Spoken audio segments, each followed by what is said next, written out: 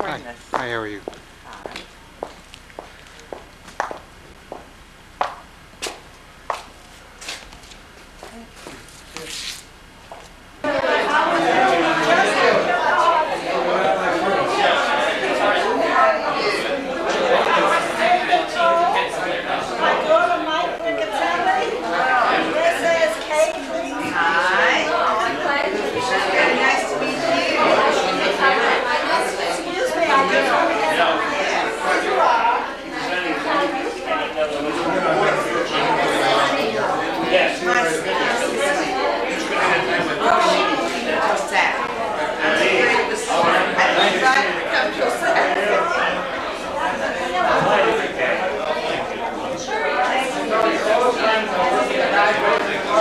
Katie what? Katie Kriegsman. And you're from where? Bethesda, Maryland. Bethesda, Maryland, alright. Oh, that's much better.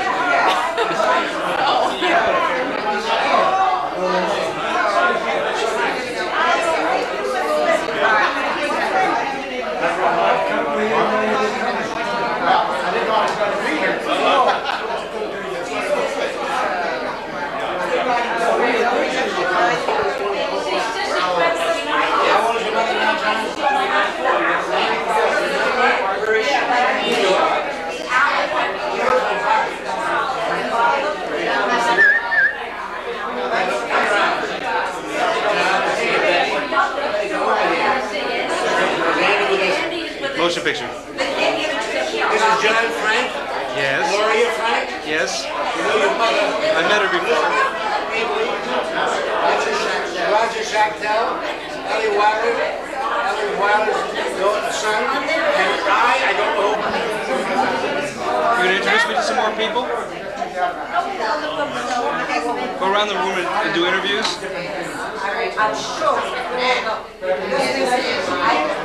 I want to do more of the same.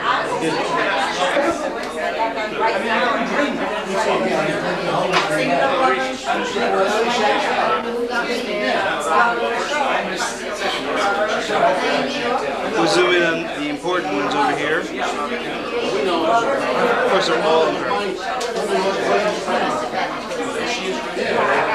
Her mother. My wife.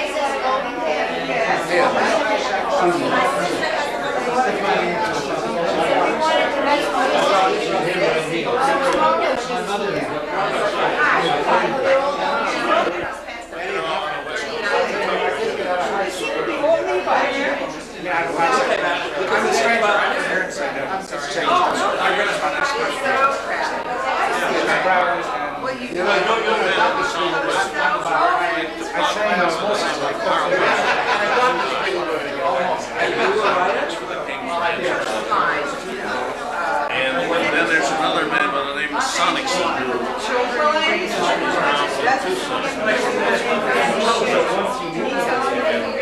Hartside used to look for authors for subjects.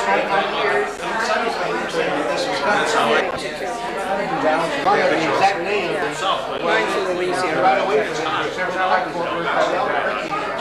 there's only two people looking for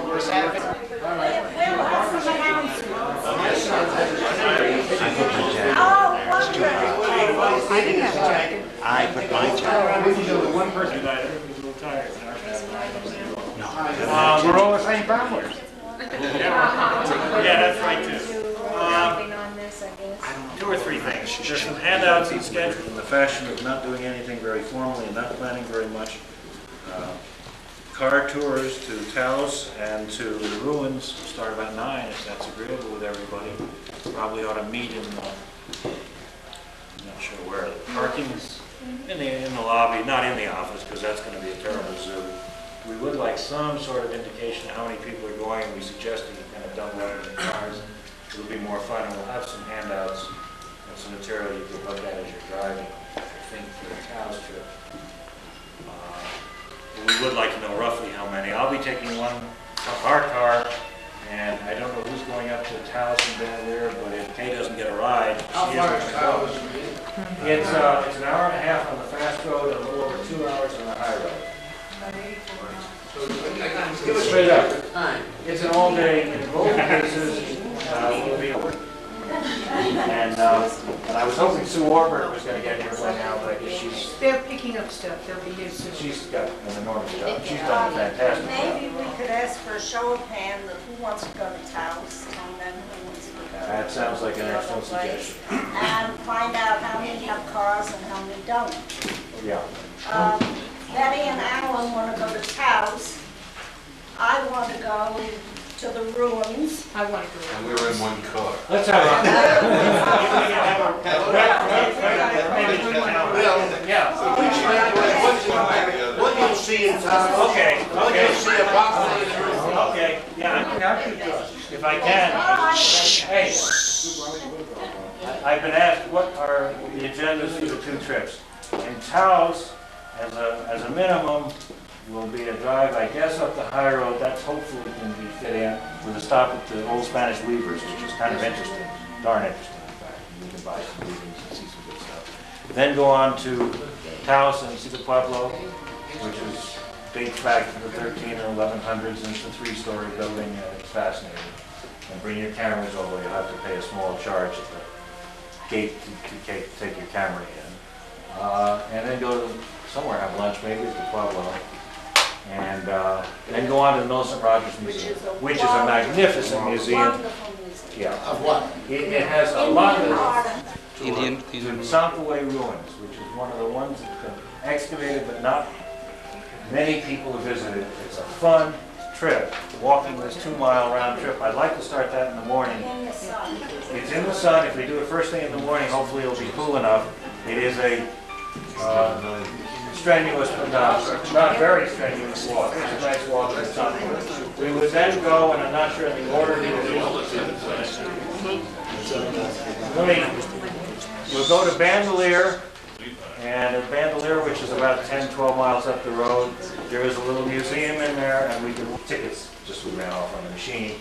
We would like to have everybody pick up an envelope. Those of you that are guests, obviously just pick them up. Those of you that are members of the family, we would in turn discuss some finances with you all when you come up together. Bill and Katie will be working that corner of the room. You can tell a political type. I mean, I've been in Washington for many years.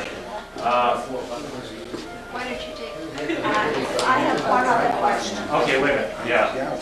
The one other question is there anybody who is not going on either trip and who would just be going shopping around town? Because if there is, Mike would love to join you. She can't walk very far yet. So if anybody suspect there will be decides some. that they're going to stay, please, what room are you? Well, let's contact Mike if you'd like to do it, and she can be the focal point right now Okay. for those that want to go on a shopping tour, or drive around town, or do whatever. What other questions? I mean, I don't want to make this a long dissertation on the thing, and we'll have a lot of fun Saturday night and do some stuff then. But are there any other? Now, what are we going to do about Saturday, tomorrow? Well, there's a schedule. All right. Okay, and they're out there and get copies, but let me go through it just so we're all on board. At 5 o'clock, no, the first event is at 3 o'clock. It's been a few years. They already arrived. I'm a reporter, so don't pay any attention to me. Just have Why fun. not? You really looking forward to it? I wouldn't say No, that. okay. This is a reporter from Mexico. Oh, it's Hi, everybody. This is Will Crease and my cousin. Hi, nice to see you. And And I put up the Peter, good newspaper evening. articles. Where are they going? Oh, the ones from yesterday. We got stacks of stuff. No. This is the first page, this is the second page. That would be. This is for the Albuquerque Journal. I have only 4. And then for the New Mexican. Okay, can we, before we suit, and then I'm sorry, I should before we, look, let me hold it, if I heard, and they sound great, I will try and describe briefly. At 5 o'clock, we will have a picture taken of the group by Town and Country Magazine. Here's Allison Minton. She's great. She's absolutely super. She wrote a letter to Town and Country Magazine, and they're going to cover this event. I think that's super. Okay, so at 5 o'clock, we got to be ready for the picture. At 6 o'clock, 6 to 8, we're going to have a reception and a display of all our memorabilia.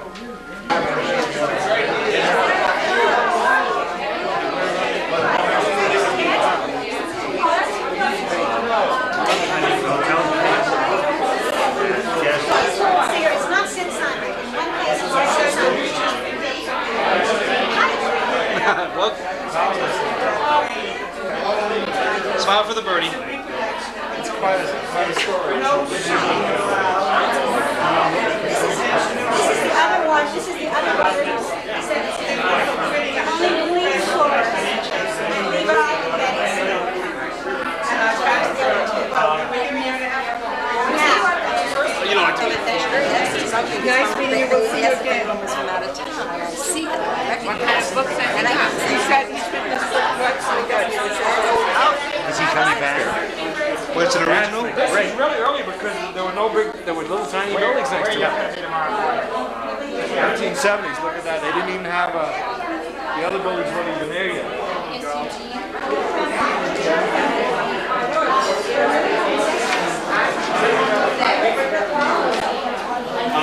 Was that half of this building? No, that's a different building. building. Yeah, I just think it's the only one. The others are sequential. This is a different building. That one fits all the others. Do you know where this one is though? Yeah, it's right here. I think. I don't know.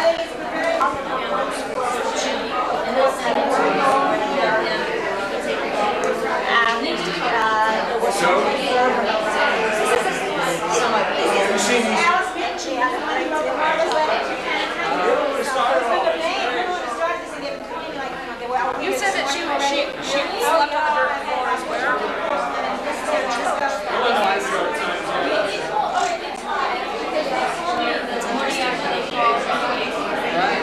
What is this? What's this reading me to? Is this kind of a mind blower?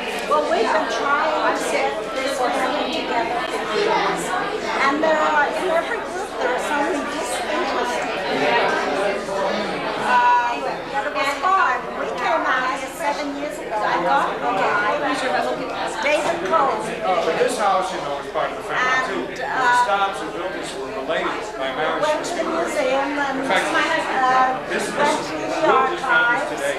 He's got this was really When we this was left, there wasn't even a my 12 building name next to was this. over the Mid archives. 1870s. He's not even the same building. And when next time Bill came out, This is the Spiegelberg brothers and the Staub brothers sharing the same building. to get my name, that's how we finally got together. No, Will is. Will Prince. Okay. So did you guys know each other or? It's the first time we've ever spoken on the phone. Oh, it's not him. Sorry, it's not him. And So it's really like finding. oh, it is. John Frank is Florette's grandson. John Frank, I knew when I was little, he and his sister, and I haven't seen them in maybe 60 years. So this is something to see them tonight.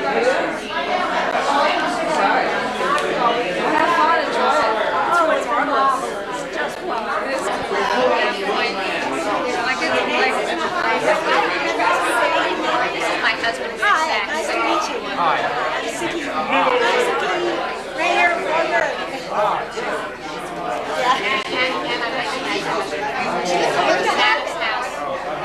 But her sister and I will say St. Petersburg. Oh, really? And Nancy and I said,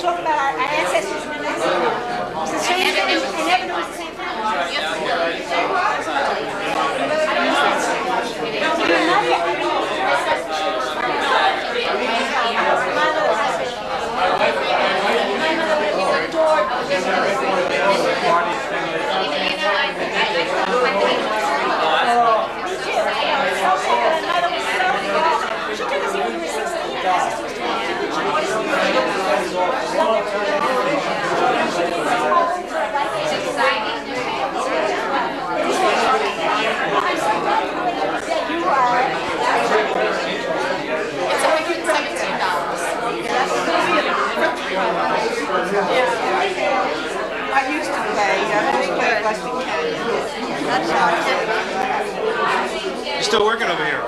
Still am. How's it working? Okay. Just fine, yeah. Doing okay. How many do you have registered so far? Not quite half. Put down paid. I will. And how many do you expect so far? How many do you expect altogether? I have no idea at all.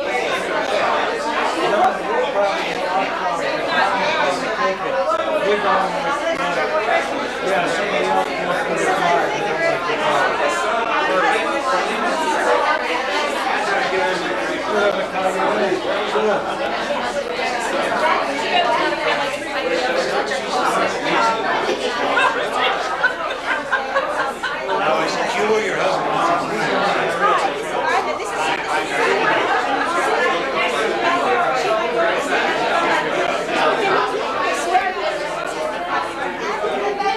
Oh, you're the one who's the photo.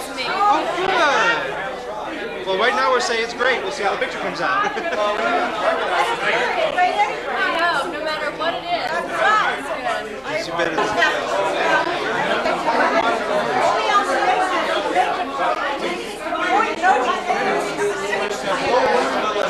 Smile for the camera. Is there anything you'd like to say? My daughter, Alice. Hi, how are you?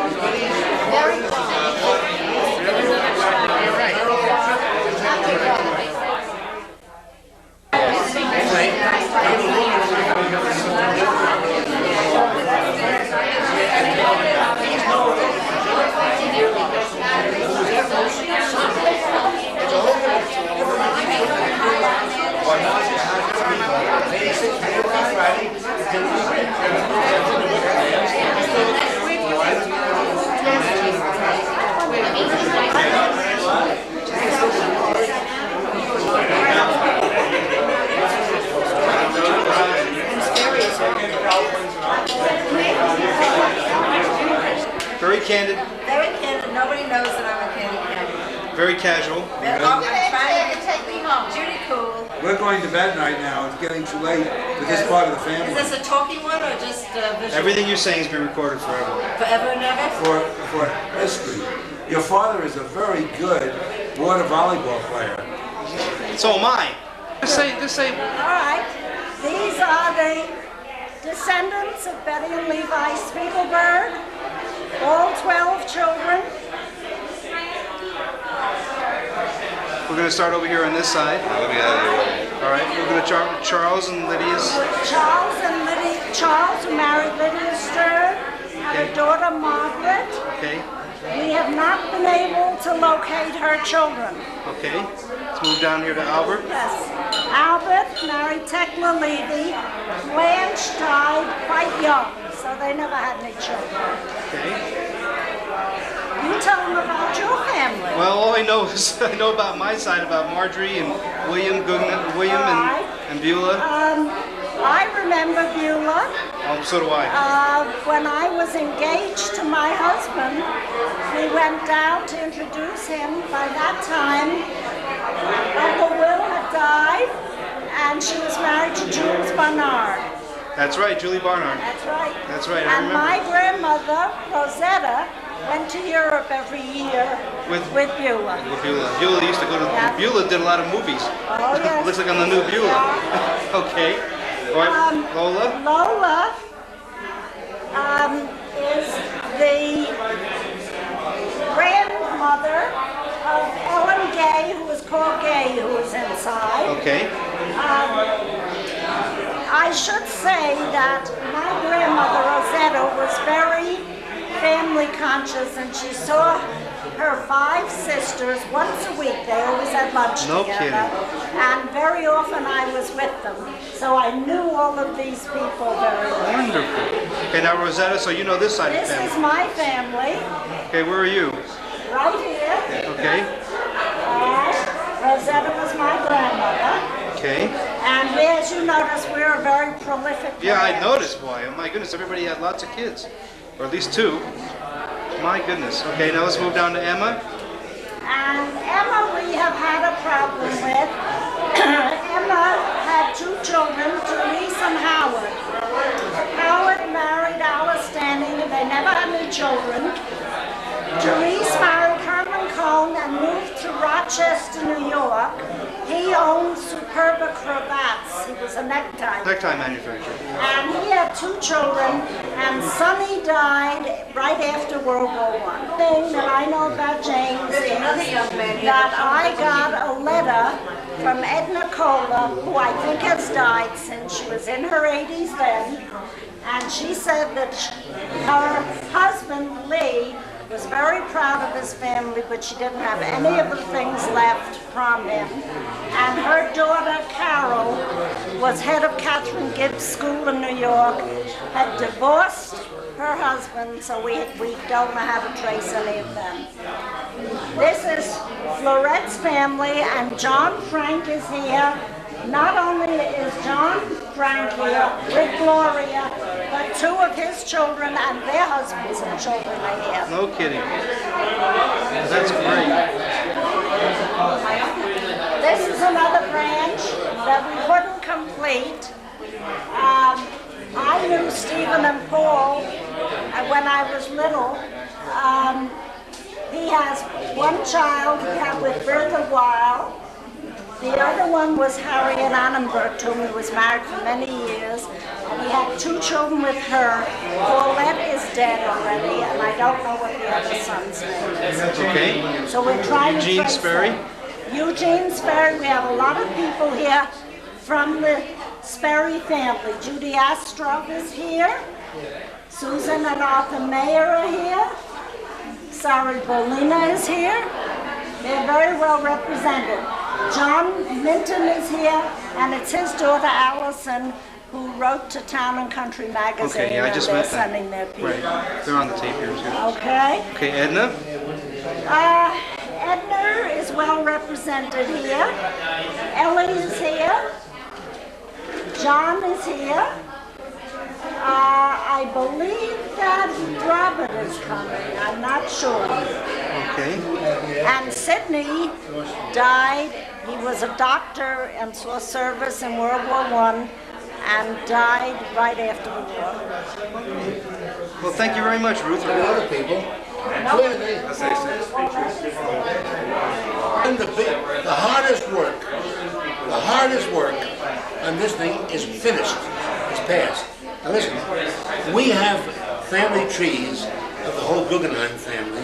There's Betty's in the middle of the whole Guggenheim family. And we have, I can make a photocopy of it to show you how they did it and how their lines run. That's a hard thing to get them synchronized. Yeah.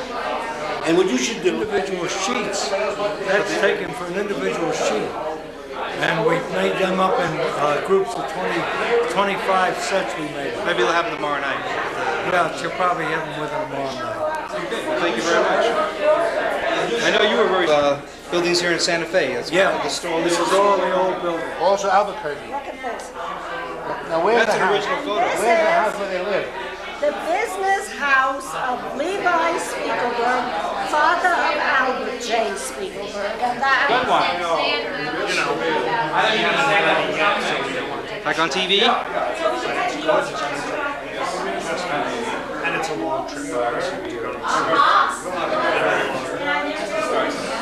Warburg on my side of the family had a reunion about 10 years ago.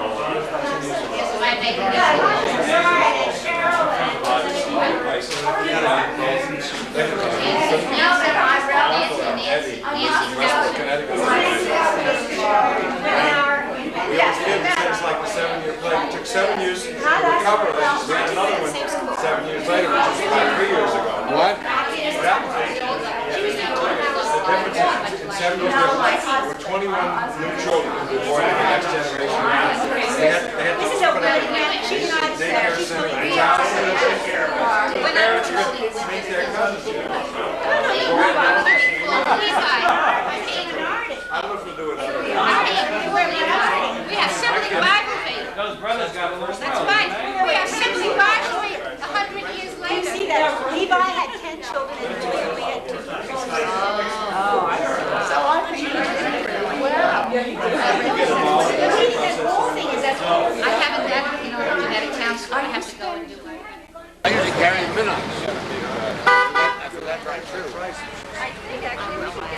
A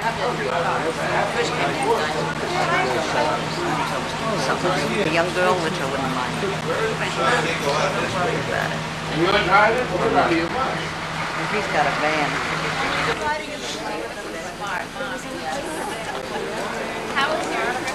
Now you're on TV. Welcome to family. No idea. Thank God. So you give it to him, give him a little zing. I'm not related. Are you the leader? I'm going to be, yes, I think so. Oh, there's Got our, enough room for a car to get Whatever through. you there's don't our go. brave leader. My car is down by. I don't know where the hospital is. Well, where are we going to rendezvous? You line up. I'm below. In the lower part.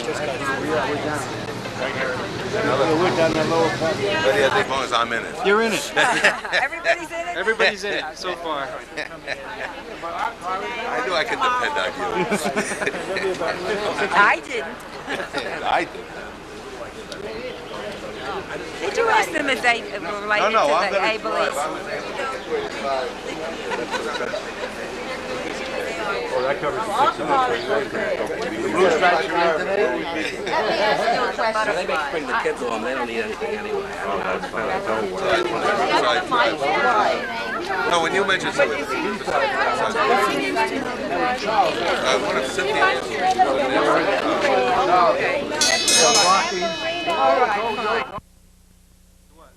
On your left. Oh, the taxi. No, the streetcar. Yeah, streetcar taxi. Says But I didn't get to call my friend. My name is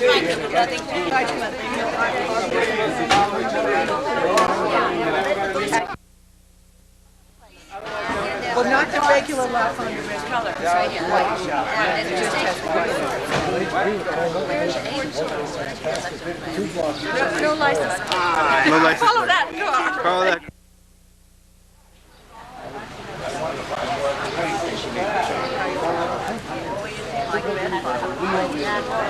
Pueblo Visitor Center. Welcome. Drive straight ahead. Unfortunately, we have a little problem here. We ain't driving nowhere with 14 cars up there. Right, Mother? Right. What time is it? 5 of 11. Yes. Pueblo Village. Are we doing a video? We're doing a video, yeah. We should do running commentary? If you want to run, you can run. If you want to... I'll think about it and I'll come up with the... I think you have to do a nice pan with the mountain. For the mountain. Thank you very much. Cecil B. DeMille over here. Yeah. All the way up? Come on, all the way up.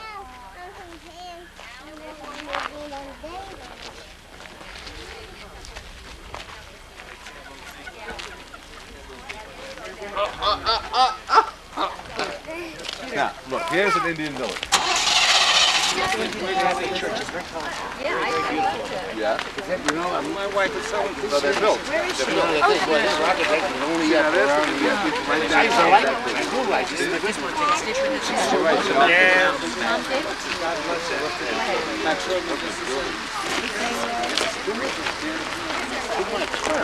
I wish they could have too. But then once the summer. And I'm going to run your commentary as you move the camera. First, you got to give your name All right, this is Peter Bittner. and your part of the relationship. Frank group. The Frank group. And we're now panning the Indian village, starting at the church and now moving all the way around. The Indian village seems to have three like neighborhoods.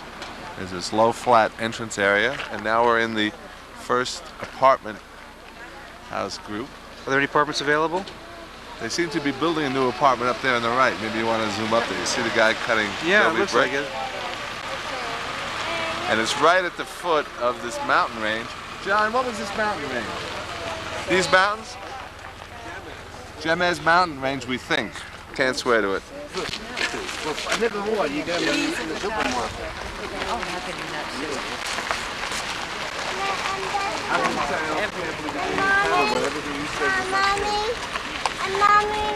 Taos, New Mexico.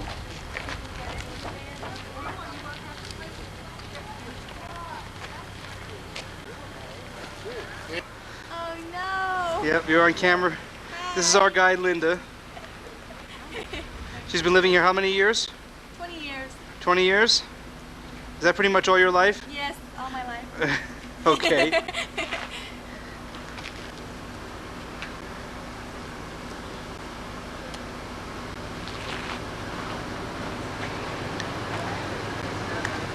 There's the patron saint of our family. Saint Elizabeth. Saint Elizabeth, yeah.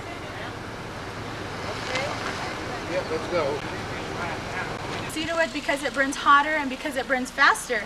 And what they do is after the fire has died down, they take the ashes out and then they put the bread in, the dough in other words, and they close up the holes and it rises a golden brown, really delicious bread. In fact, many of the women around here will be selling it, so you'll be able How to do see they get that stone out? Well, this one was closed maybe for the winter or whatever. Do they need the dough? Corn, dry chili, dry meat, dry hides, dry berries.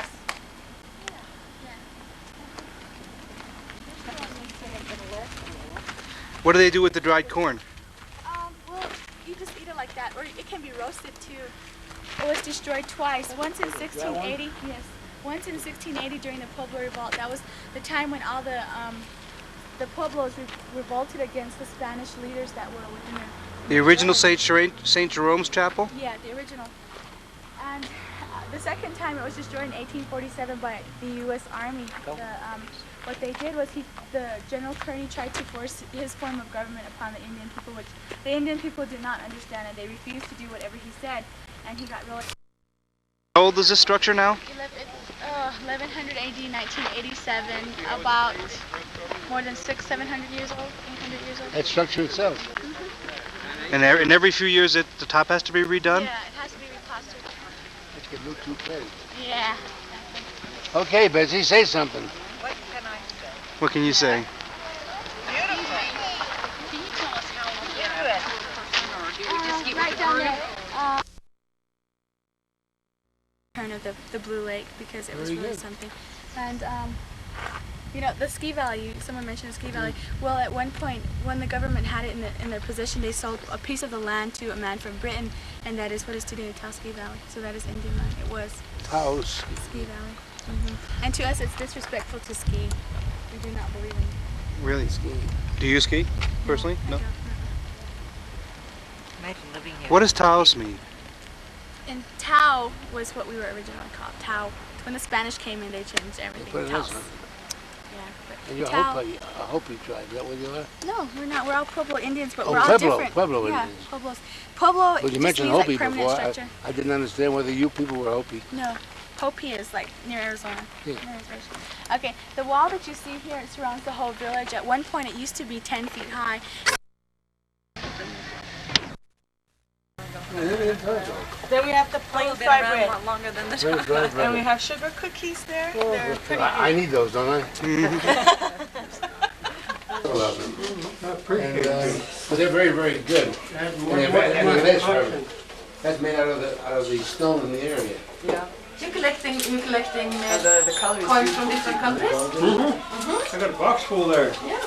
You call them I have turquoise. about 24 countries represented. Yeah.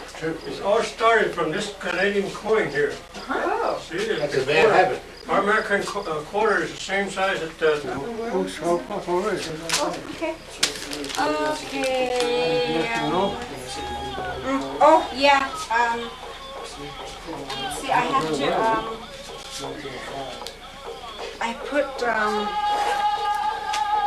I put a money order in. That's where they make bread. I hope.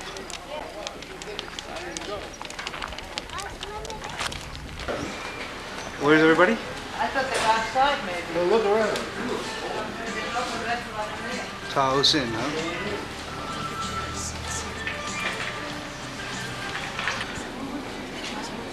What he does best. Uses his hands. Except from this angle, you can see it, how off it is. I better move away. No one can touch your father. Any better. Anyway. Keep saying it, I'll believe it. Don't want to give him a big head. Well, I think you did. What did you say? Evan said it. Evan spoke. What? Where? What's she have to say? What are you focusing on? I'm focusing on you right now. Smile. Hold up your work. Show us the front and show us the back. The historic Taos Inn. Very good.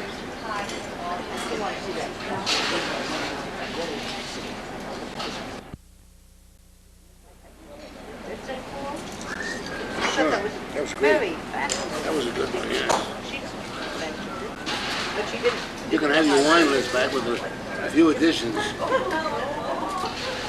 what it says there? And look what it says on the inside. That's great. You just said that? Just now. Real. When you fly over to someone, you can see the mountain.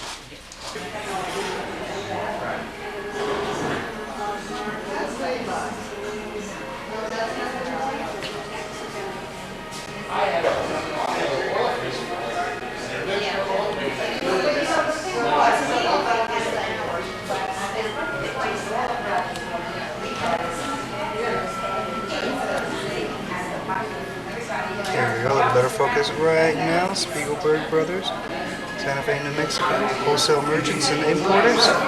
Roll them. This is The top picture? The top picture is the Flora and Willie Spiegelberg family with their two daughters and the daughters' families. The bottom picture. Let me get this. I think I can get a little bit clearer here.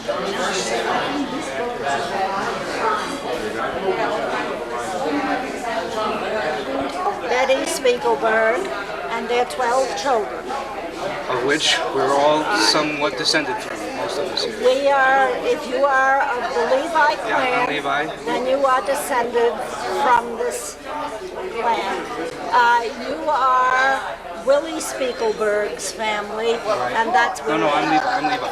Yes, but this is William I. William I, right there. Oh, there he is. Yeah.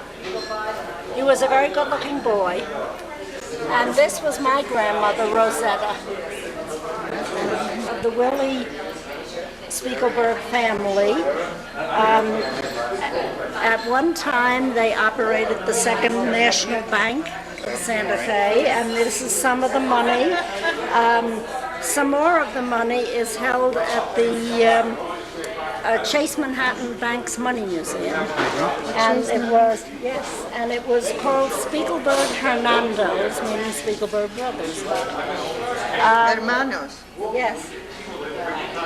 Where does it say Spiegelberg Hermanos? It does in some of the money. I don't know whether this does. These were the 5 Spiegelberg brothers. Okay.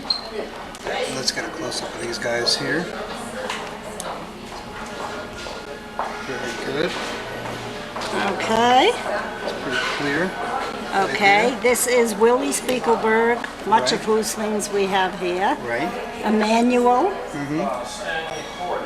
This is the originator, Solomon Jacob. This is my great-grandfather and yours, Levi. Okay. And this is Lehman. Okay. All right. Should we do that? I've already got some of this here. All right. Some of these were naturalization papers. Levi's naturalization papers are in the museum. Okay, no Here. So we don't have them. Over here, and you can go backwards. No, that's the green pin and this I have had given down to me from my mother and her mother. These were Betty's pieces of jewelry. The silver filigree piece originally had 2 tortoiseshell combs coming down for it, and when she wore her hair piled high on her head, which she does, there are some pictures of her there with it, she wore that comb sticking in the bun. No kidding. There we go. Okay.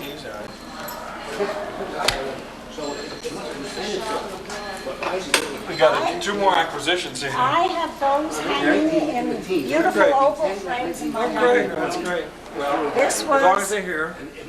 this was Betty Spiegelberg and Levi Spiegelberg. And those are the ones that I have at home. What did you put in? Ruth, don't we have to go?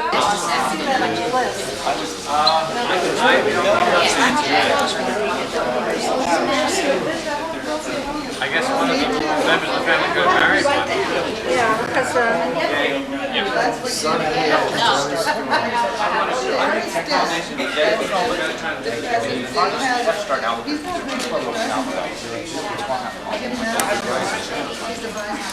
I'd like to have a concept. Now you realize they're not I never knew my parents didn't. Maybe you have to give this a state yet. This is a photographer here. Stan and I are with the New Mexico Jewish Historical Society, and Stan is the former state historian for New Mexico. And this is Stan Hordes, and he's going to give you some orientation before we go out into the hot sun. And you're a big crowd for a walking tour, so we're going to ask you to be on especially good behavior so we don't have to get the rope out and tie you all to it. There's a lot of competition for our attention down on the plaza. They're having a whip demonstration and the usual Saturday tourism. So when we get down to the plaza, if you could stay pretty close to us, will be a big help and a benefit to our voices as well. So I'll let Stan take over now. Very briefly, I have absolutely nothing prepared to say. Slight clarification, I'm not your leader. Where's Mary Jean? Is she here? Mary Jean's over the house. When you're through Stan, I have something to say to Okay, great. before we start. I promised that I was not going to do play-by-play, I'm going to do color. Even though I'm colorblind, I'm going to do the color description anyway, just kind of adding in useless information that you can bore your friends with at cocktail parties. Just the very briefest of orientation to Santa Fe, for those of you who are not steeped in New Mexico history. Santa Fe was founded in the year 1610. The first permanent colonizing expedition had come up the Rio Grande and had settled some 30 miles north of here, near where the town of Español is today, in 1598. And about 12, 13 years later, it was deemed necessary to change the capital and move it down here to Santa Fe. And the plaza that you're going to be seeing is just a quarter, we think, of its original size. It had expanded down to the Santa Fe River, and it had expanded eastward to the cathedral. So the plaza that you see now is just a very small part of what it originally was. And gradually, through the 17th and 18th and 19th century, it became infilled with houses and other public buildings, and it became the size that it is today. By the time the first Ashkenazi Jews, the first Spiegelbergs, and some of their contemporaries had come over, the plaza did pretty much have the formation that it had today. The street pattern of Santa Fe is remarkably similar to what it was 200 some years ago. So we're very fortunate to have, as opposed to many, many other cities in the Southwest and in the country, we're fortunate to have preserved, if not the original buildings, we do have what approximates pretty much the original street pattern that 1830s along the Santa Fe, and many, many more came out in the succeeding decades through the 50s, 60s, 70s, and 80s. Settling not only here in Santa Fe, but about 60 some miles around the mountain over in Las Vegas, where the railroad came, and down in Albuquerque, then farther south in Las Cruces. Before the arrival of the railroad, Santa Fe was a much more important commercial center than it came to represent later on. The end of the Santa Fe Trail represented the beginning of the Chihuahua Trail, where goods would be coming up from Mexico and up the Chihuahua Trail, or the old Camino Real, and goods would also be coming westward on the old Santa Fe Trail from Independence, Missouri, and Santa Fe would be the place where these two trails would meet. Hence the draw for a lot of merchants, both Jewish and Gentile. By the 1880s, the railroad came into New Mexico, and despite its name, the Santa Fe Railroad never hit Santa Fe. By the time the engineers decided to lay out the tracks, they realized that it would be too difficult, too expensive to move goods along the railroad track into Santa Fe as the main line, because they were eclipsed by places like Las Vegas and Albuquerque. And so the center of Jewish settlement, which originally had been Santa Fe, shifted over to Las Vegas and Albuquerque. And relatively speaking, there were fewer Jews in the smaller Jewish community here than developed in other places. I should also explain to you that historians were put on this earth to disagree with each other. History is by no means an exact science, and we have Dan Murphy here, we have Sarah Carrot here, we have Walter Kahn here. Walter, raise your hand. Walter represents one of the oldest continuous Jewish families in New Mexico. Your family came here when? 1940. At a shoe store on the plaza, Kahn's shoe store, until he, much against all of the community's better judgment, decided to go into retirement. And that was in the Second National Bank building. Yeah, and we'll be seeing that. So we're going to be relying on Walter's expertise here too a lot. Since he was here, he grew up here, he knows what's going on. You were, what, 2 years old when you moved here? 35? 17. Close enough. And let's see, who am I leaving out, Susan? Mary Jean, we're going to meet at the... Mary Jean? Yes. Mary Jean is waiting at the house now, and she Okay. wanted us to get there as close to 3 as possible. I just want to bring up that we are on a sort of a tight time schedule. We have 2 newspapers who are with us, Okay. as well as Town and Country, who wishes all of us changed for dinner in front of the Spiegelberg mansion at 5:15. Okay. That means we have to come home, shower, and be back there looking glorious. And Lisa is going to be taking a picture of us, and also the New Mexican is set up a photographer, and there are going to be 2 papers with deadlines, as well as Town and Country. So, End of lecture. End of lecture. So anyway, and also all the Spiegelberg members, you have, when you come back before dinner, there are the press clippings are over on the building, on the table right behind you over there. And plus genealogies. One last comment. I am just as thrilled as I can be to be here. After reading about all the Spiegelberg family here for years and years and years, and only meeting one of you, and I don't know if you're here. Oh, there you are. You're sitting. Yeah. Yeah. Hello. This is a real turn on for me to see history come alive and see all these descendants of that group of brothers. This is a real turn on for me. So, who are we following?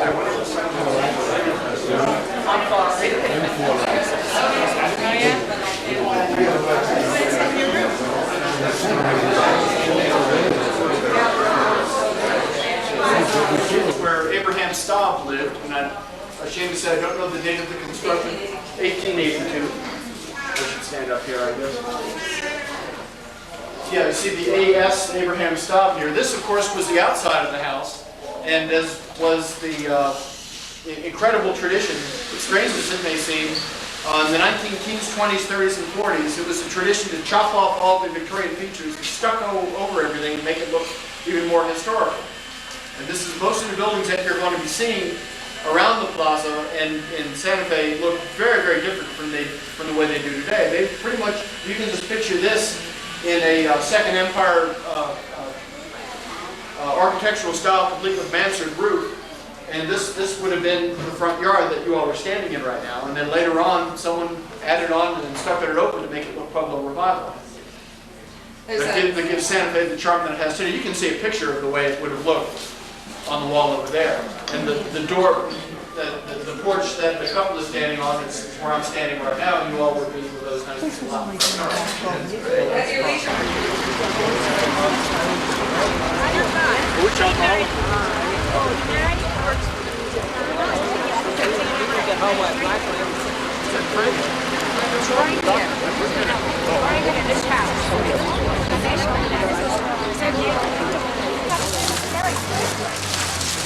Wow! I never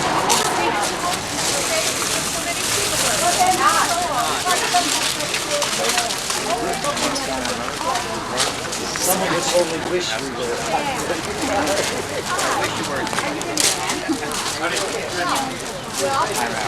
Spinkleberg house, built in the summer of 1880.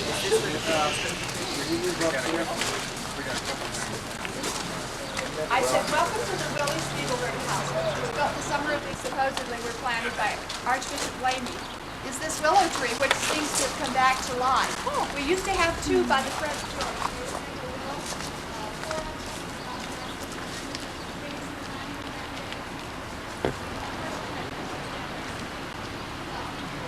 photograph in your exhibit. The porch has been changed. This was changed during the Spitz occupation of the house, which was in the 20th century. So we have two of the original shutters, which are in the attic. It is adobe, 2 feet thick, built by European craftsmen who were brought here by Archbishop Jean-Baptiste Lamy to build a cathedral. And you'll see some of their photos back in the dental office area.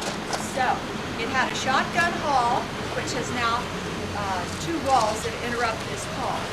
This side has been altered. The ceilings have been lowered 3 times. The room has been divided. It was originally 1 room. On this side was the parlor.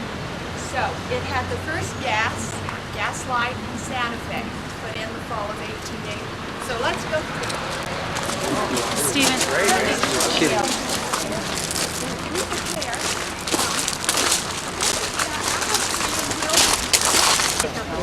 Like a 1.5. I always had a picture. Did you?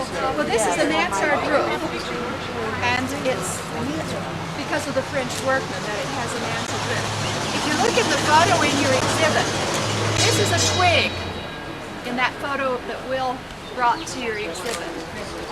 So obviously this was planted in 1880, the year the house was built. Mary Jean, I forgot, was the bathroom put in by Flora and Billy or the next people? No, by Flora and Billy. Yes. And the bathtub happens to be in my guest house right now. Is this true there? Yes. Yes, yes. How is that related? For that photo. With the ceremony.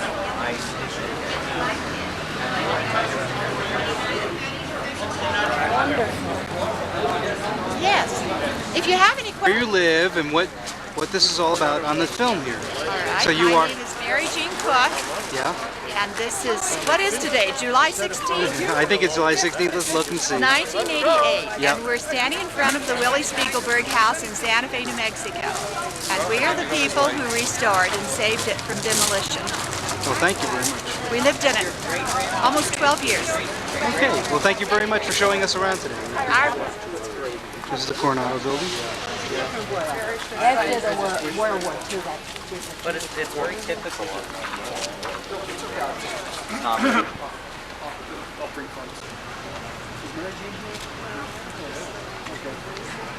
Well, the Coronado Building has a very interesting history behind it. This was originally, I don't want to bore you all too much with some of the earlier details, but I'm right now in the process of doing history of the land occupation in the area around the plaza from 1610 to 1720.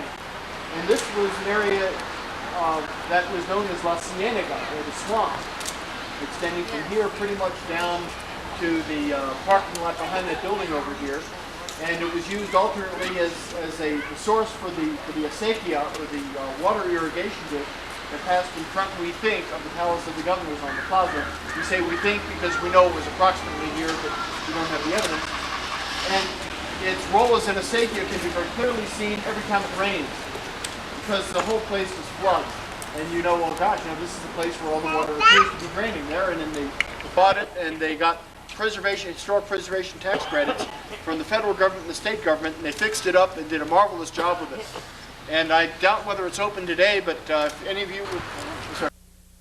Wrote Ben-Hur while he was territorial governor in New Mexico. And what's interesting about that is that Lew Wallace was very close friends with Willie and Flora Spiegelberg. Flora Spiegelberg reportedly, according to her, read Lew Wallace's manuscript for Ben-Hur and critiqued it as he went along. And the story goes that when he finished the manuscript, he went to Laura and he said, Flora, he said, is it worth the postage to send this manuscript to the publisher? And she said, if you don't, I will, and I'll take half the royalties. So that sort of woke him up. He didn't give Flora the opportunity to go into partnership with him, and he published Ben-Hur. You'll see a lot of Lew Wallace memorabilia in the exhibit at La Posada, including correspondence after he left Santa Fe to become ambassador to Turkey, right, Peter? And he developed such a profound affection for Jewish people through his association with the Jewish community here that he promised the Spiegelbergs that when he went to Turkey, that if any Jewish people got into trouble in Turkey, he would come to their aid and rescue, which he did and reported back to the family that he had done. So it was right there in the Palace of the Governors, and there's a...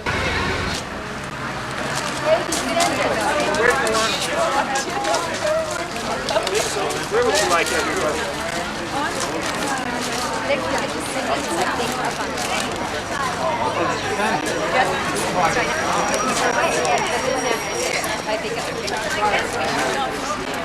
So all the Oh, sorry. Yes, look at Daddy is giving this big smile. I know, I have a feeling No stomachs are showing, so relax. Okay. Look at Daddy, just one. This is going to be a focused, unfocused, right? That's what I mean. A Doris Day lens for all of us. Okay.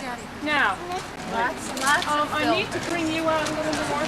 Right there. That's good. Just angle your body. How about if you carry the child? That won't work. No, but every time I go, All right. How about if you carry the child?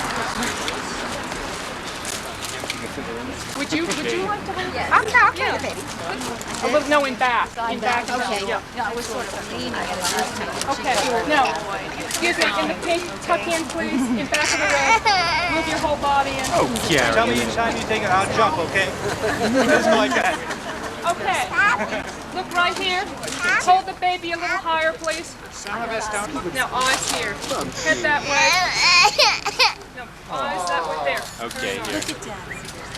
Come here, sweetness. Hold Jonathan up a little more. Now, eyes right here.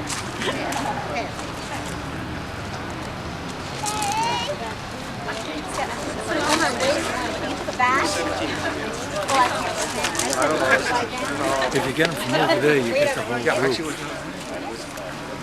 was married 2 years ago. He was when she was pregnant. The doctor said he couldn't get over a couple hours away by plane since he's on the I love it. Now I'm on? Okay. Okay, here we go. So many others they take. Hold that pose. Time I go to the car, I'll miss it. Got him in front of wheel. You're fine.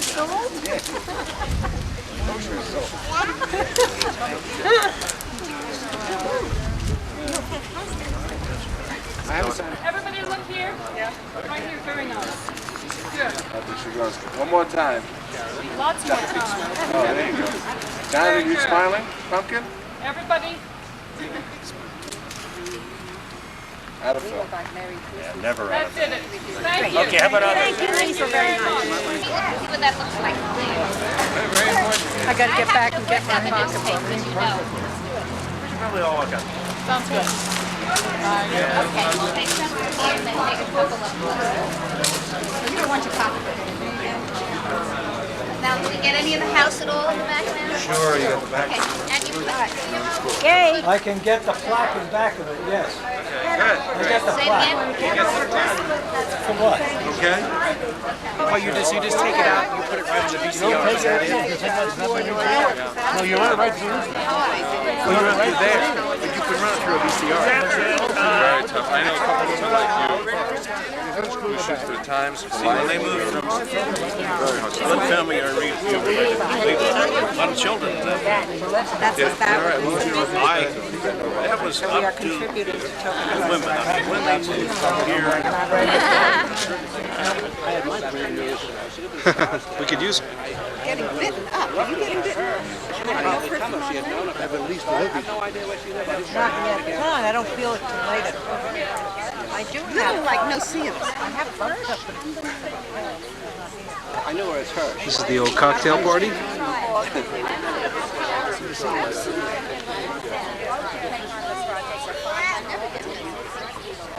Here's your can. Here's your soda. Welcome. How we doing? We're doing a good video? I think I'm doing pretty good. Still at work, Andrew? What's going to be the deal on getting... I need a volunteer. Go on. Carry a bucket.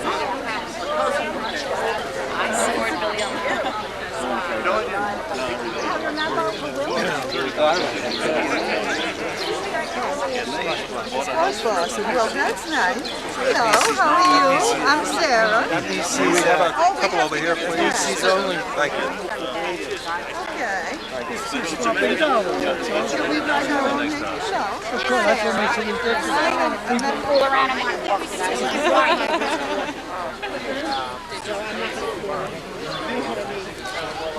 and I feel very young. And remember this sandwich with a lot of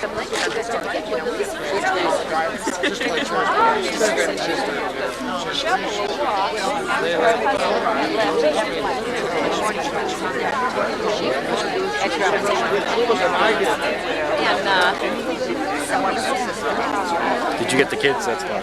They do.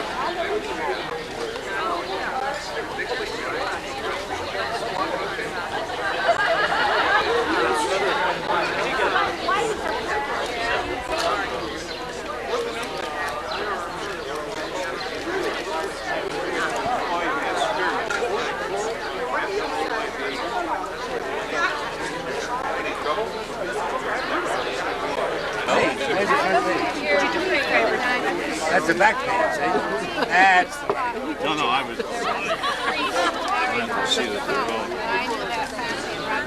No, I looked at this one to make sure. Yeah. After he said that. This one is all right. This one is all right. That's funny, isn't it? Floyd, this one's all right. I don't think it's all that. It's special. About the office. About the Floyd. Start of you'll eat it, dear. So many of them. I'm going to get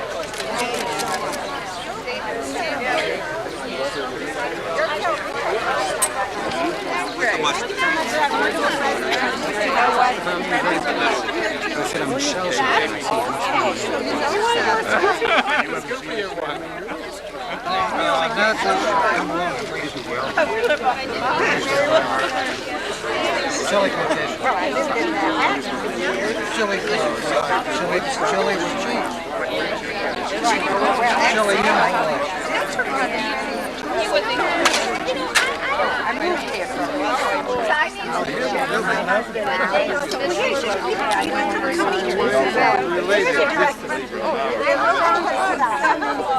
People are inside here looking at the different artifacts that they have from the family displayed.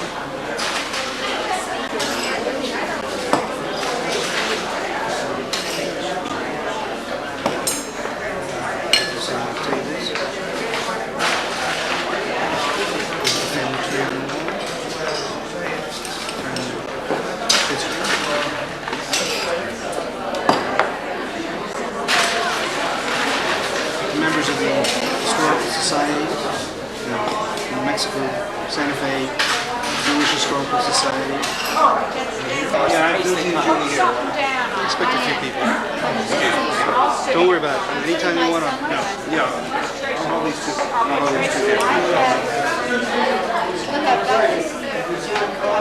Yeah, I did the same one here. I'll put my cone. My cone. Okay? We'll be right back. Okay. All right, you got something coming in the pocketbook here? I've left things on this chair. Fine, very good. Okay, so you know.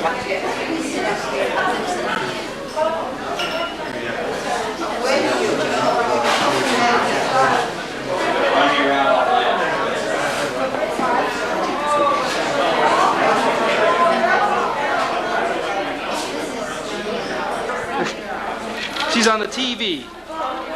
You'll be on CNN. In Washington, D.C. in 1975. We're just checking on you, Mr. Cohen. I would like as rare as you have it.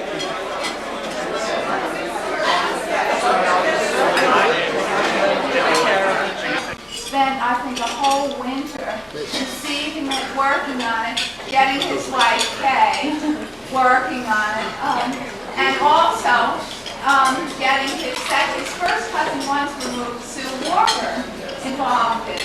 Thank you all for doing something that we would never have done on our own.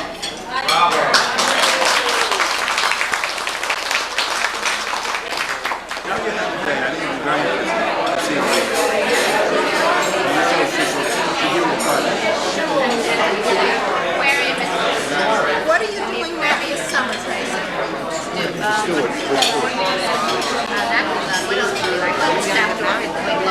What are you doing, Mom?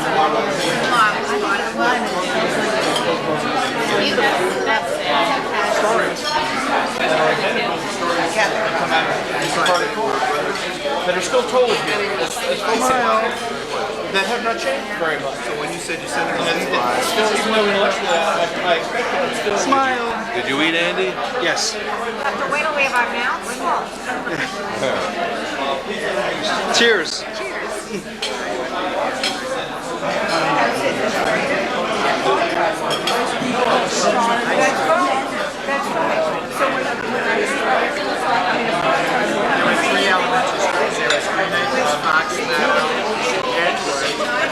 Over Christmas.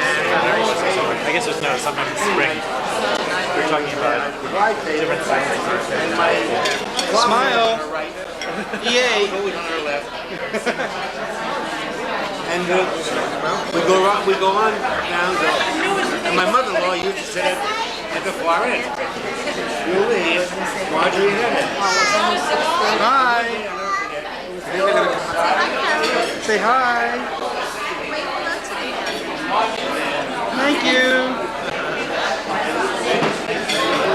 Yep, there you are. 12 people. Look, there's 12 people. 5 and 5 and 2. I'm so happy.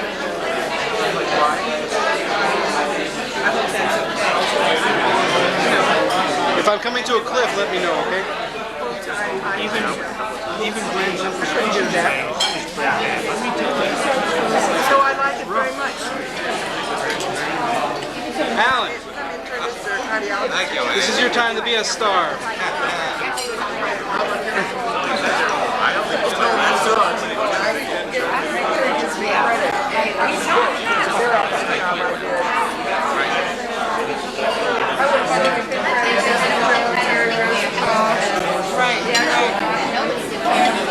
How you doing?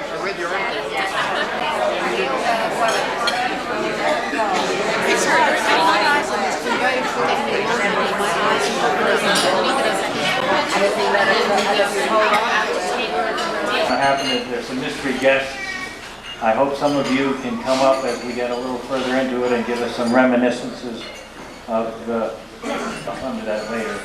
I wanted to open up this session by acknowledging the very hard work a lot of folks did. I got a plug early from Nancy, and I really appreciate that, but I really have to tell you that there were an awful lot of people that made major contributions tonight.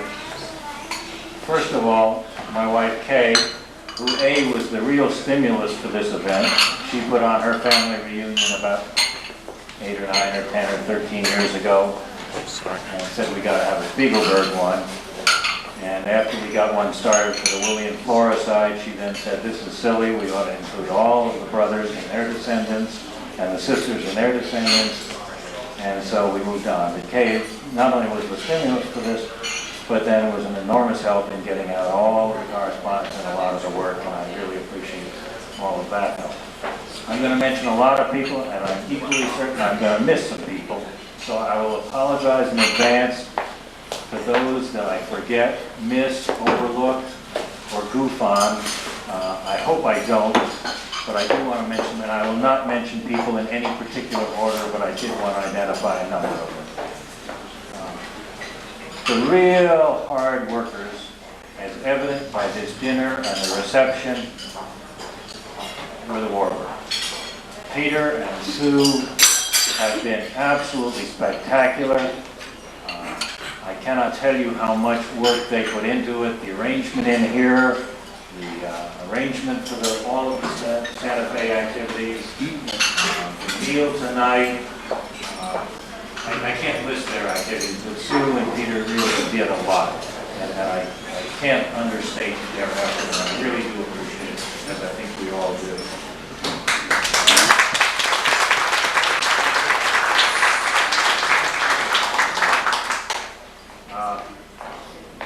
Again, and the order is not significant, just as I read it, or note it. Nancy and Herbert Kaufman have been involved in the planning of this from day one. Have been really helpful in suggesting ways of doing things and how to do it.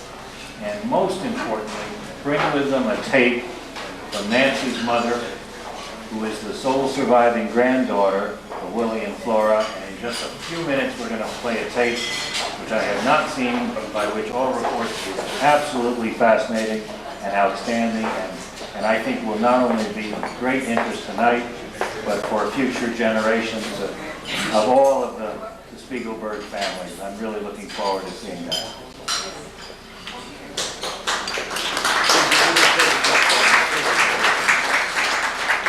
Now, a person who I talked to on the phone, I don't know whether it was nightly or almost nightly, but for weeks and months the telephone company has benefited from our very close working relationship, although we never met before. And I got to tell you, Ruth Cole and Dave Cole could not have done a finer job.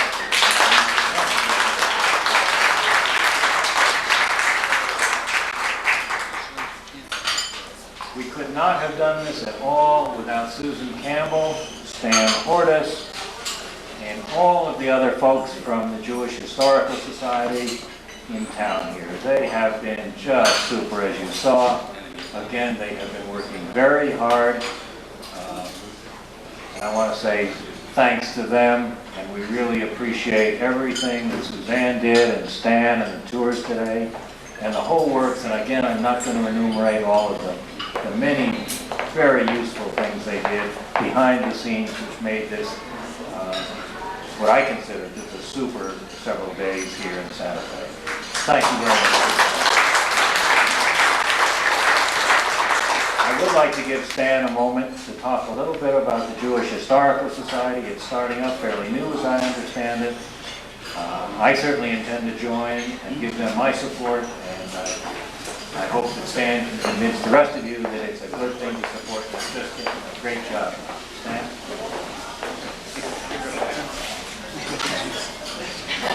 Thank you for your very kind words.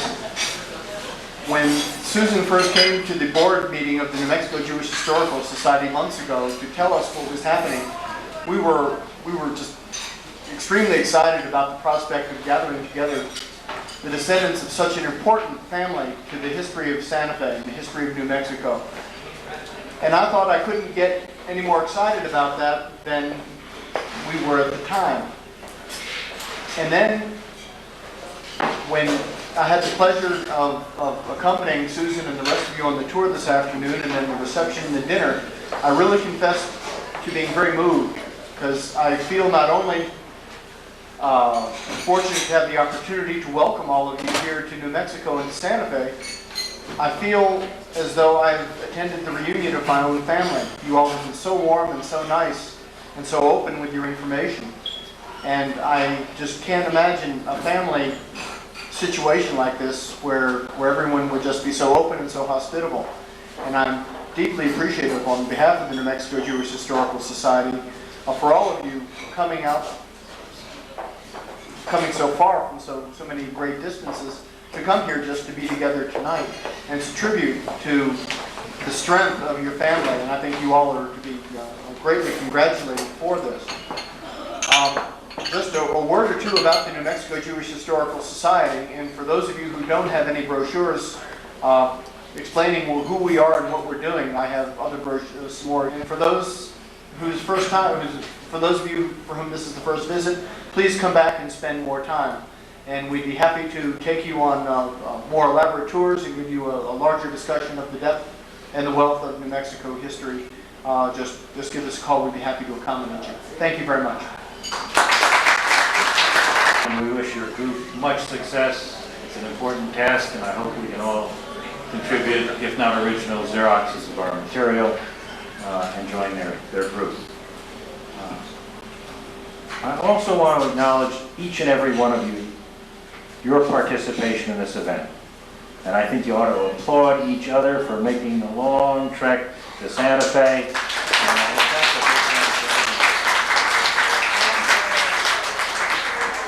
Thank God we didn't do it in cover glass.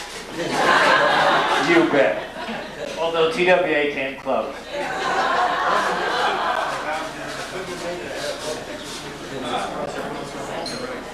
Now, there are two couples who are just special friends of the family. I I hope everybody here has had the opportunity to meet both of those couples. As has been well indicated in the papers and in, I think, my letters, Kay's, the things we've written to you, we felt it would be particularly desirable to have them join and become parts of the family. And I would like first, I don't know who I've got in order here, so let me look at my notes, but if perhaps Dr. and Mrs. Fearman would come forward, we'd like to thank them first for their efforts on behalf of the family.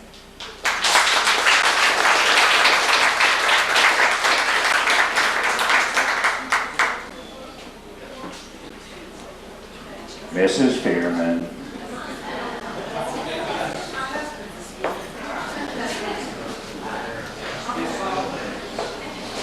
Thank you, Mrs. Fearman. We were going to drag you up no matter what happened.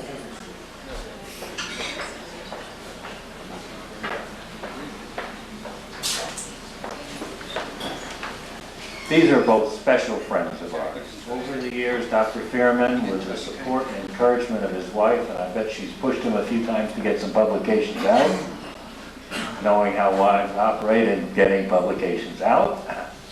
In my case, anyway, the wives play just as important a part. I have to tell you that in all the research I've done, starting some 7 years ago, that Dr. Fearman's writings have been absolutely invaluable. They've been invaluable as a research tool. He has documented his reports magnificently. He has made some guesses based on his research that have been absolutely right and contrary to conventional wisdom. It has just been a real jewel, and I think everything we're doing tonight is due in large part to the research that Dr. Fearman has done. And I think it's only appropriate that we elect them or adopt them or whatever term there is as honorary members of the Spiegelberg family. And to commemorate this, we have prepared a small tray, and it is very brief, but it says Rabbi and Mrs. Floyd S. Fearman, honorary Spiegelbergs, July 1988, and I'm pleased to present this to both of you.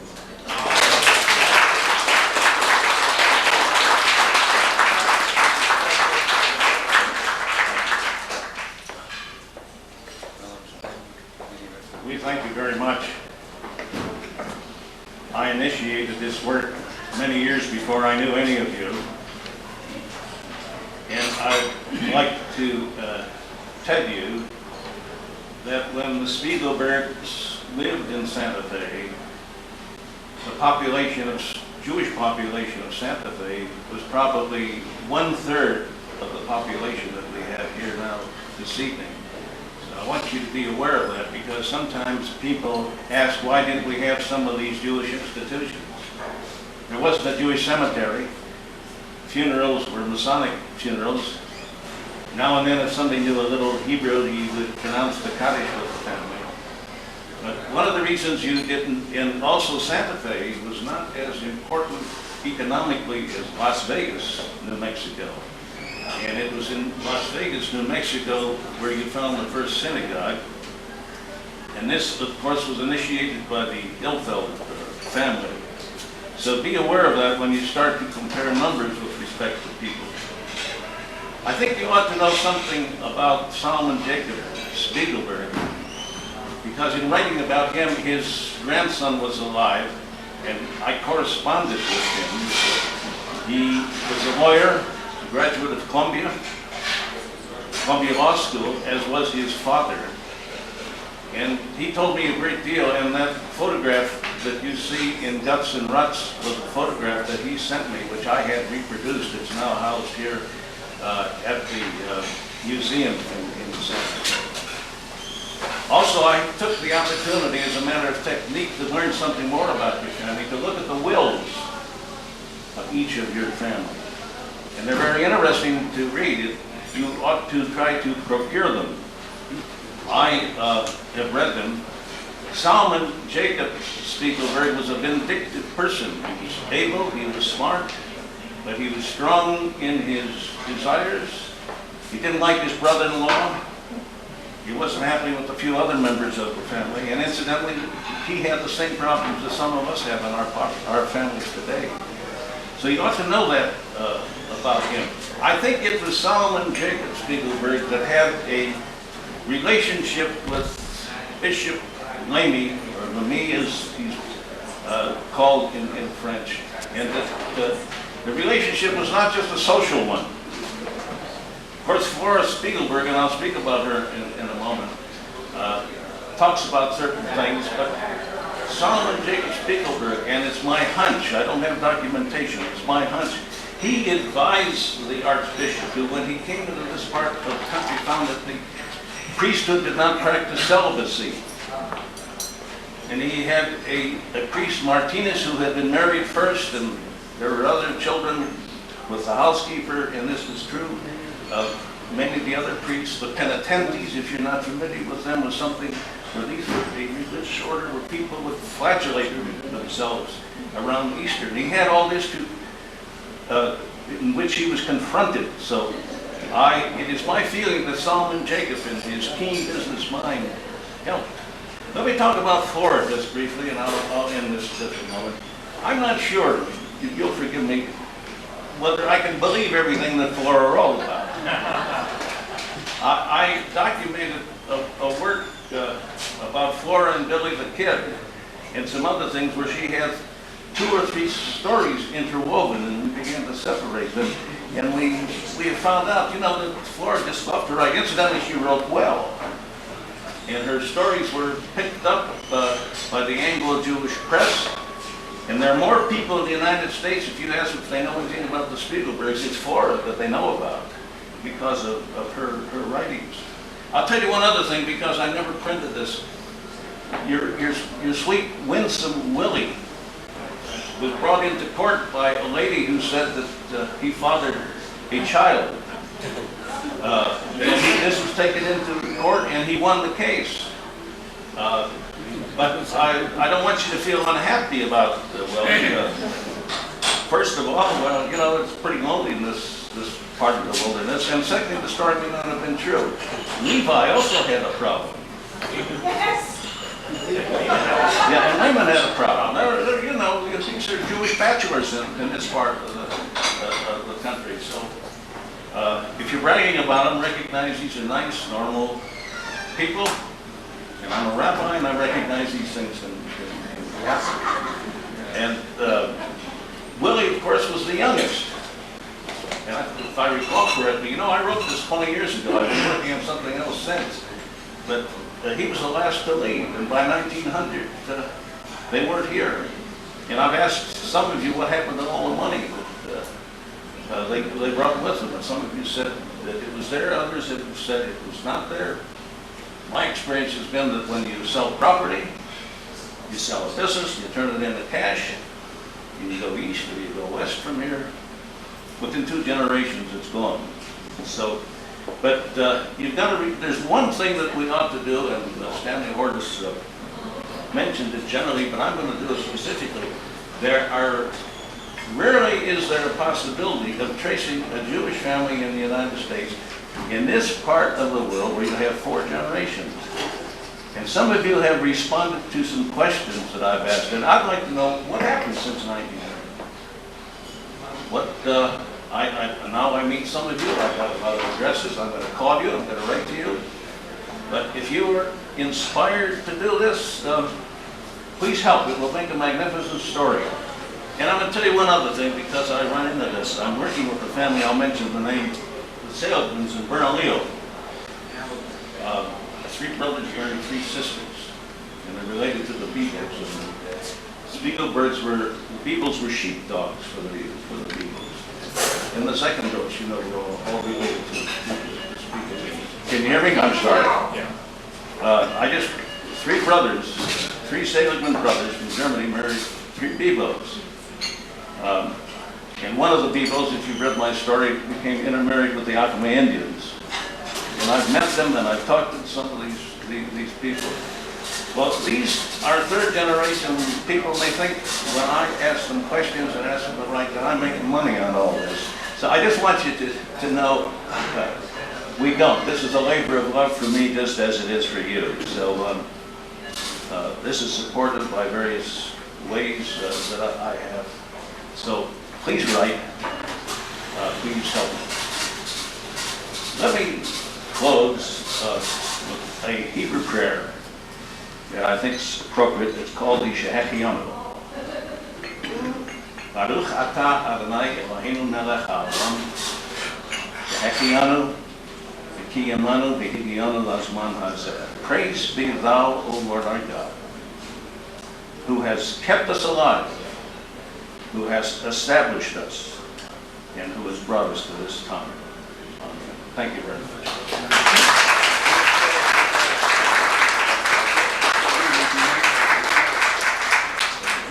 Thank you, Dr. Fairman.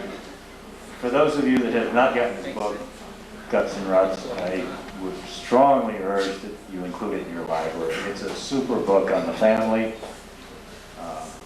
There's very little published outside of that area, and you'll find an enormous amount of useful, fun information in that book. The second couple I mentioned earlier, equally good friends of the family, and I'd like to ask Dr. and Mrs. Edward Cook to come forward, please.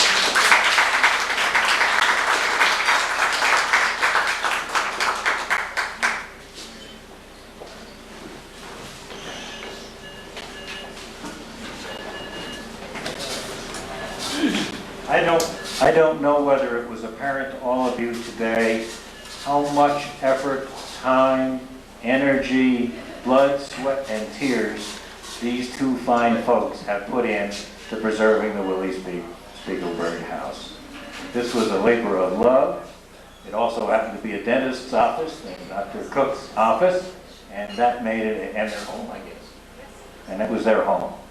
But the preservation of that house, from the developers in this town, some of the city fathers, the political types, has been an effort of theirs since the Lehman Spiegelberg house was torn down in the 60s, I believe, right? They have done a super job. I think we owe them an enormous debt of gratitude. We have to push Mary Jean now to get all of her research published. Absolutely super research. And if she didn't have so many projects going at one time, maybe we could convince her to get this one done first.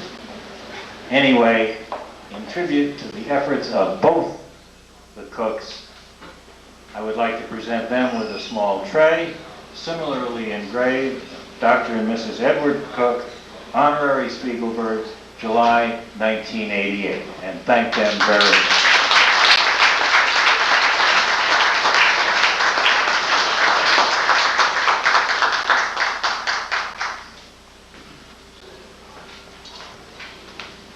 Well, it's certainly our pleasure, and I want to just briefly tell you a little something about the renovation of the house.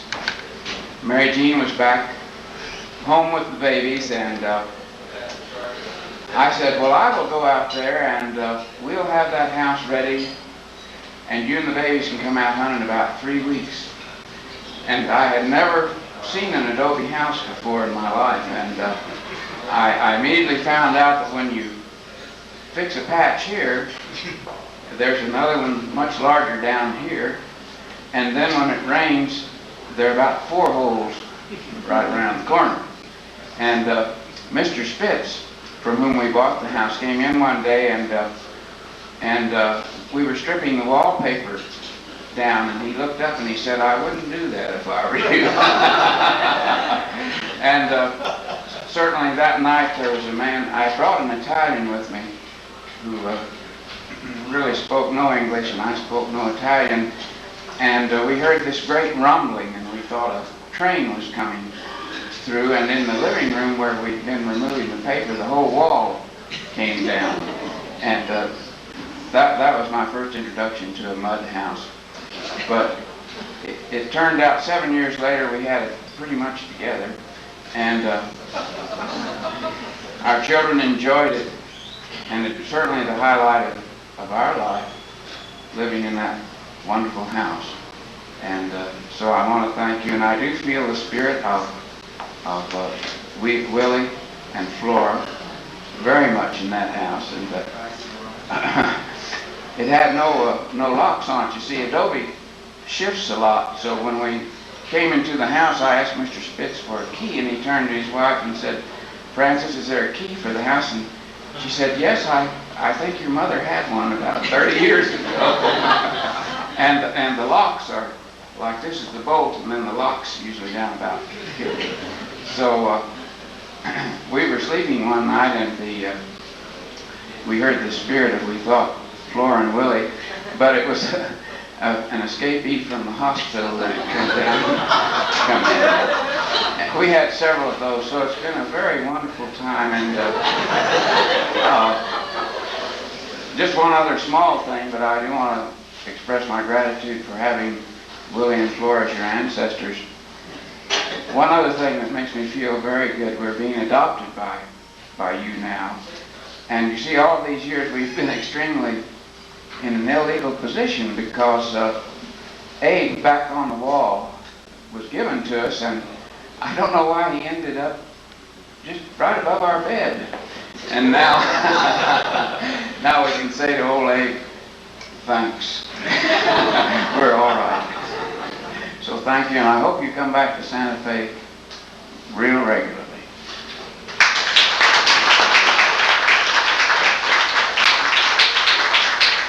Just a moment more. First of all, Flora had a sense of history. Flora had a sense of history. Surely she did. And when she came back to Santa Fe in 1930, she was alarmed because the Spiegelberg name had totally disappeared. So my husband and I, in honor of Willie and Flora and their descendants, we have purchased tiles with their names. This is not their tile, of course, but it will be similar to this for the new Museum of New Mexico History Library wall, which is being refurbished downtown in honor of Willie and Flora Spiegelberg. We hope you will join us in other tiles so that we may have a whole Spiegelberg family block, so that this name will not be forgotten. And I intend to suggest to the City Council that we name the next street available Spiegelberg Avenue.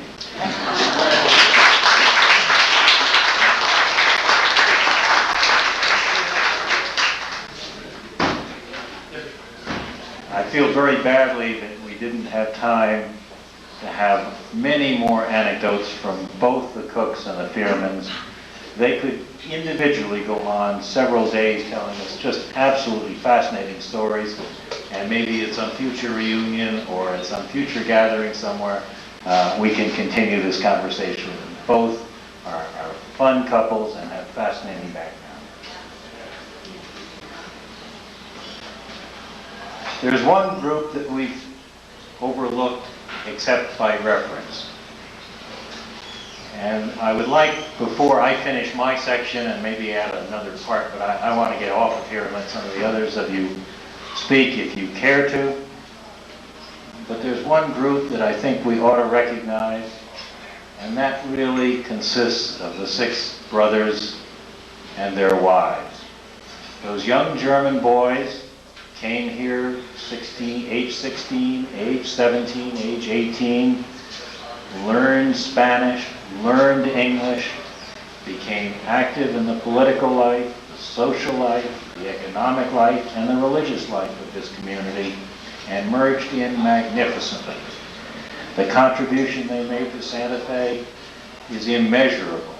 The whole life of Santa Fe was affected by those 6 boys and their wives. And I think it's only appropriate that we drink a toast at this moment to those real pioneers, the Spiegelberg brothers and their wives, with the hope that their descendants maintain that pioneering spirit. And I'd like to ask that we raise our glasses and say, the Spiegelberg brothers and their wives. Nancy, somebody has got to run that because I can't do it. Herbert is our expert. Being a totally unliberated woman, I do not know how to run a VCR. Well, somebody, my God, there's got to be some electronic geniuses in this room. You go ahead with your introduction, then we'll play with it. Okay. My mother is Ruth Ising English Davis. She was, and I guess still is, the youngest grandchild of Flora and Willie, and is one of the few remaining links, one of the few people alive who really knew them. She, of course, grew up with all of this mythology, legend, and fact, and all of us, my cousins, Will, Ned, and Betty, have also grown up with it. My mother, finally, I corralled her, and she sat down and put her memories down on paper. And what is on the tape is a result of her really dredging her head for several weeks, her memoirs of her grandparents. My mother, I should say as another footnote, my mother is a Princess Goldenhair in the book written by Flora. And in fact, my copy of Princess Goldenhair is in the display here. And there's a lovely inscription from Flora to me where she says the book was written for my beloved mother, who had beautiful red hair as a child, and in fact also as an adult, and was known fondly as Princess Goldenhair. So without further ado, and I hope the tape will work, I will let my mother speak for herself about her grandparents. I can certainly make copies of that, so just let me know.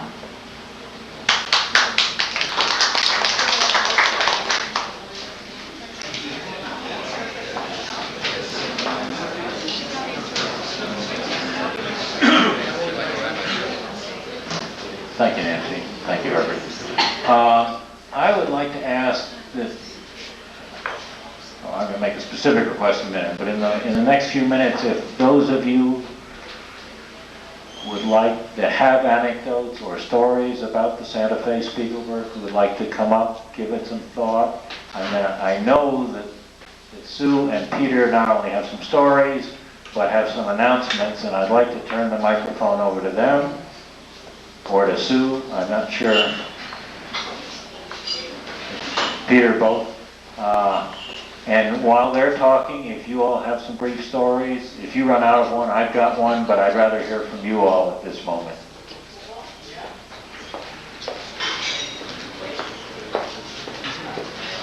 I just want to say how really moved I am by being here tonight and by hearing Ruth English's tape and by this whole occasion, really. And my mother passed away, was at Frank, which Ruth pointed out in the picture, 3 years ago, and was the most tremendous advocate of the family and the Spiegelbergs, and introduced us and brought my sister and I here in 1946. And I know she would have just adored being here today and giving you some of her anecdotes. And I want to say something which I think is really important to me, which is that a lot of the memorabilia that is here tonight, she saved and labeled and said, for my daughter, whichever daughter is interested in this, please keep. And I think it's really important for all of us who are interested in this to do the same kind of things. I think it's really wonderful. I had no stories to tell, really. I was going to tell a story, but then I decided it was for now. And everybody knew it, about Willie and the Indian blanket. But when I got back to my room this evening, and when Felix and I got back, we got a light on our phone. And we called in and they said, and this is really courtesy of one of our adopted family, Mary Jane Cook, who led this gentleman to us, that a Robert Smith had called from Colorado Springs, and would I please call him back immediately. So this was after the picture for Town and Country and before the reception, so I was kind of frantic. But anyway, I called him back, and he said, I want you to know that I'm a relative of yours, and I just heard about the reunion this morning. And I am a great-grandson of Solomon and a grandson of Henrietta Ilfeld. And my brother-in-law, William Hunker of Santa Fe, sent me the article from the Albuquerque newspaper on Wednesday. And if I had gotten this in time, I would have joined you tonight. And my husband and I said, well, tell us what generation are you? And he said, well, I'm 76 years old. And he had this very, very young voice. And he said, I have so many stories to share with you all. And if my wife was not ill at this time, I would drive down from Colorado Springs tonight to share the evening with you. And please put me on your mailing list, and we will come and try to come to any other Spiegelberg reunion. And I'd just like to say, I hope there will be another reunion, whether it's in 4 years or 5 years or whenever we all feel we can put up the energy again, especially Will Kriesman, and who's done such a superb job, really, and Kay. But for the young people who are here, and the babies who can hear, and the younger generation, and unfortunately our son was not able to come, and there are other people who are not able to come. And thank you, and this has been a really meaningful occasion to me. Don't leave, I want to tell you. Okay. There's one thing I forgot to mention. There are lots of things I forgot to mention. But the reception tonight, we shared with the Jewish Historical Society. Peter and Sue, in memory of Sue's mother, sponsored the family's participation in the reception night. I think we owe them a big hand, not only for that, but for all our work. Thank you, and I want to say something else, which and Willa has said it very graciously, but Susan over here has done the most superb job of getting all the cases here, as well as publicity. She has shared with me in this, and I really want to thank Susan and her significant other, Herbert, for all their participation. Susan, could you stand up for a second? Susan not only got the mannequin, wherever it may be now, and by the way, that was Betty's wedding night outfit. I don't know if you all saw that. And it's amazing that my mother was ever born. That's all I can say. Good night.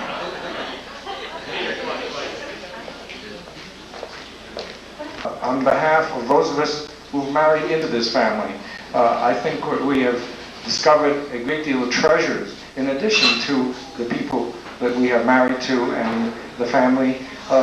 We've discovered a great part of our past as well as their past, because that's what makes this country so interesting, that everybody came from somewhere else. And everybody here has come from somewhere else because no one in the family still lives here. Yet, in a way, by coming back here and commemorating their lives and collecting material about them, and hopefully infusing the people in Santa Fe to continue their efforts to research and bring the history and keep it alive, we've contributed something to the community. And Sue and I are doing this kind of thing in California. We've gotten involved in leading tours to the pioneer Jewish history of the gold rush. And there are many similarities, which I won't go into now, between the lives of the pioneer Jews in Santa Fe and in New Mexico and that in California. It was exactly the same time chronologically.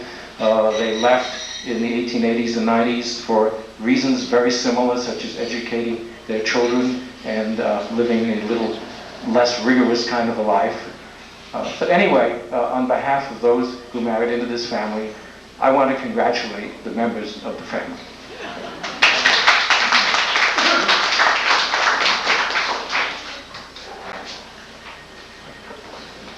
I want to tell you that Kay and I could not have enjoyed working with Sue and Peter more. We've had a 3,000-mile gap so that we haven't been able to see each other and do the planning and the arrangements for tonight. But in spite of that 3,000 miles, it worked, I think. And I want to tell you, working with those two has been just one super experience for me. I want to second that. We've only met twice in our life. There was we know here tonight. And this was fantastic. Thank you. Thank you, Sue. I've got lots of favorite people. You're all favorite people, but I got to tell you, Ruth Cole and I have been on the phone, as I think I mentioned earlier, and I'd like to ask her to come forward. She has. Thanks.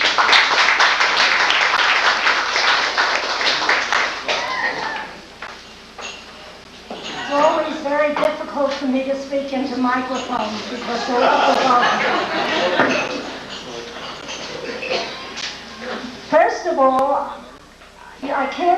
how touched I am because there are so many Levi descendants here. But that may not be because of you, it was because of my prolific great-grandfather and grandmother. Will you raise your hand if you're a Levi, please? Look at that, isn't that wonderful? I also should say at this time that I was very close to my grandmother, Rosetta, who was one of Levi's daughters, and went with her on several occasions to visit her Aunt Flora, which at that time was my great-great Aunt Flora. And I do remember her as a much older woman, absolutely straight and fearsome. And I remember Uncle Willie, who after lunch, everybody had to be very quiet because he took a nap on a special leather couch that he had right in the dining room. This is not a long speech. Through the kindness of our cousin Andrew Abelese, we have many videos taken of both Thursday night and tonight, and we have passed this around. If you would care to have a copy of the videos, there are already 19 families signed up for it. If you haven't seen it, I think I'll put it on the table over there for you. And thank you all very much for being my family.